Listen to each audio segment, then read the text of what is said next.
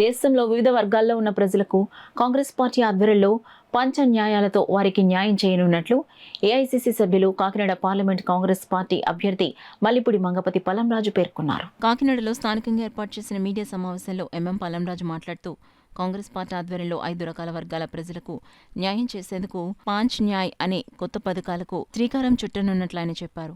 ఈ సమావేశంలో పార్టీ జిల్లా అధ్యక్షులు doctor Chilukoti Panduranga Rao, parliament assembly నియోజకవర్గ అభ్యర్థులు నీర్కొండ సత్యనారాయణ, మాదేపల్లి సత్యానందరావు, గేలం శ్రీనివాసరావు, చెక్క నూకరాజు, శివ గణేష్, తుమ్మల దొరబాబు, పెళ్లి సత్యలక్ష్మి, నాయకులు మల్లెపూడి రాంబాబు తదితరులు పాల్గొన్నారు. స్టార్టప్స్ ఇవాళ యువకులందరూ కూడా కొత్త కొత్త ఐడియాస్ తో ఉన్నారు. దాని గురించి 5,000 కోట్లు స్టార్టప్స్ తో ఒక ప్రోగ్రాం కూడా కాంగ్రెస్ పార్టీ నిర్ణయించడం జరిగింది.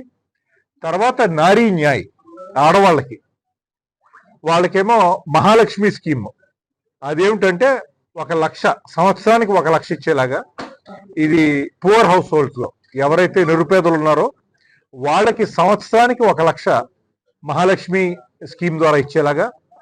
తర్వాత 50% reservations in new central government jobs. New central government job తో విమెన్ కి 50% రిజర్వేషన్. శక్తి సమ్మాన్ అంటే double salary contribution of centre for all ASHA, anganwadi and mid day meal workers. మీ అందరికీ తెలుసు, ఆడవాళ్ళు ఈ 3 ఏరియాస్ లో ఉన్నారు. ఆశా వర్కర్స్ గా, అంగన్వాడీ వర్కర్స్ గా, మిడ్ డే మీల్ వర్కర్స్ గా. వాళ్ళకి మరి శాలరీ డబుల్ చేయడానికి నిర్ణయించడం జరిగింది. తర్వాత అధికార్ మైత్రీస్ అంటే ప్రతి గ్రామంలోని కూడా ఆడవాళ్ళకి వాళ్ళ లీగల్ రైట్స్ కాపాడడానికి అధికారి మైత్రీస్ అనేది నియమించడం జరుగుతుంది. అలాగే సావిత్రి పూలే హాస్టల్స్ అని, సావిత్రి పూలే వర్కింగ్ విమెన్స్ కి ఉద్యోగాలు ఉన్నా కూడా ఇతర పట్టణాలకి వెళ్ళి వాళ్ళకి సరైన వసతి సౌకర్యాలు లేకపోవడం వల్ల ఈ వర్కింగ్ విమెన్ హాస్టల్స్ డబుల్ చేయడానికి కూడా కాంగ్రెస్ పార్టీ నిర్ణయించింది.